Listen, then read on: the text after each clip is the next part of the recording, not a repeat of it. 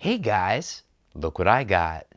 That's right, I got the Skynetic Havok from Motion RC. In this video, we're going to unbox it. We're going to take a look at all the parts and pieces. After we've assembled it, we're going to bench test it. And then at the end, we're going to wrap things up with our pros and cons. Coming up next, we're going to see what's going on inside the box.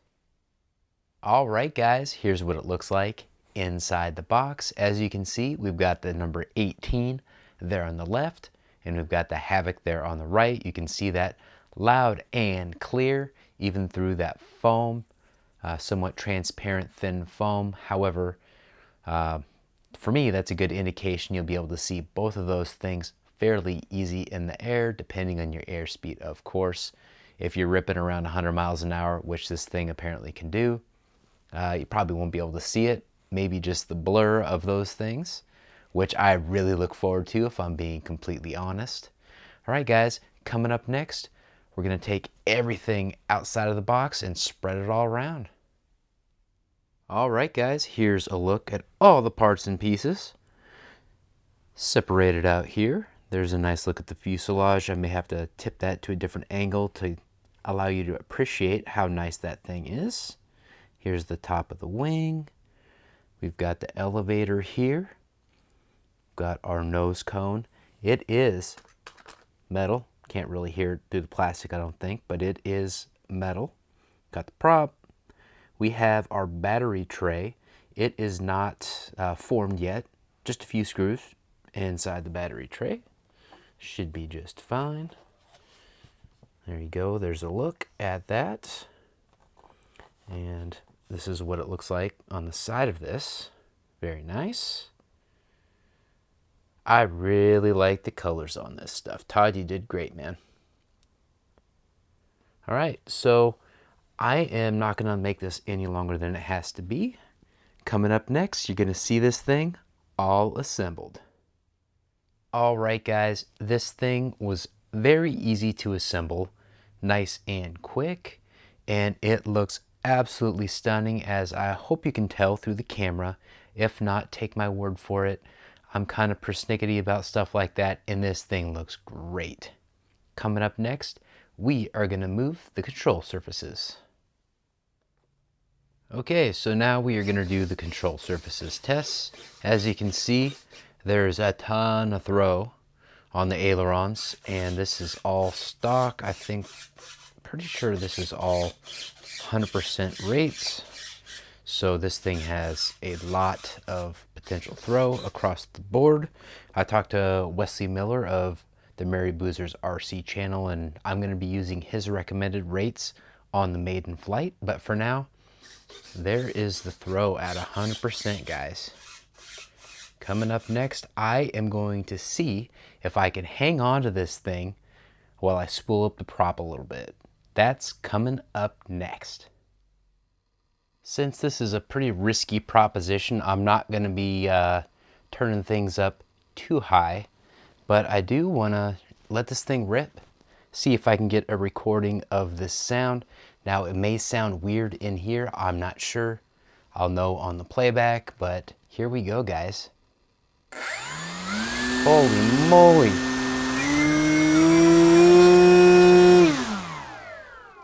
That was 31% on the throttle, and I felt it tugging.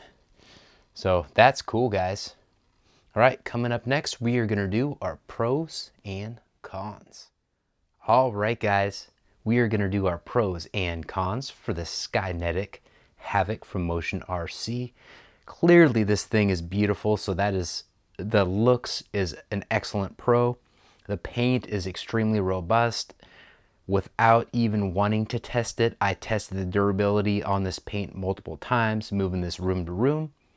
And needless to say, I don't know what they used to make this paint, but it is tough. Most paint, what I accidentally did to this thing, would have been completely flaked away, chipped away, whatever you want to call it, but it has maintained its integrity, and I am very impressed. I know that's maybe a minor thing for some people, but for me, very impressed by that, guys.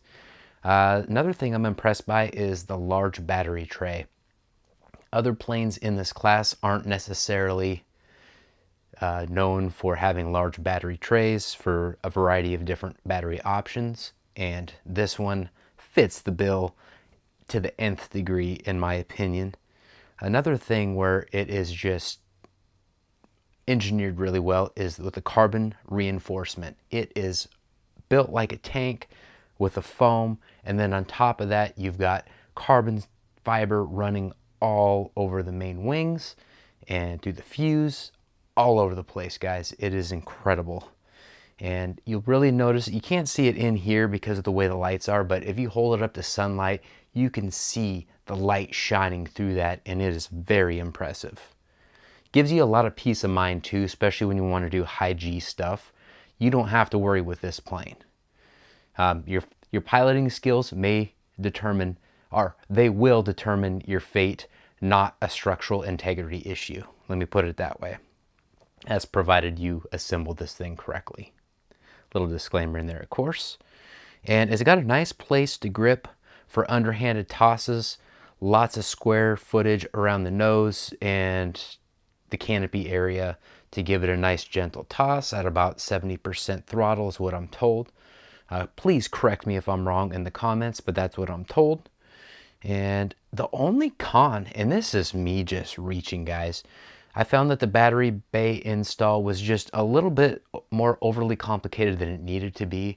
But again, I couldn't figure out any other cons, guys, so that's what I had for that. I always try and do at least something on one of my unboxings here. Check the links in the description to check out this plane and its current price, and then also check out my pros and cons. I update them over time, especially after I've flown it for a bit, so always go back and check that. With all that being said, like, comment, and subscribe. GBLynden, out.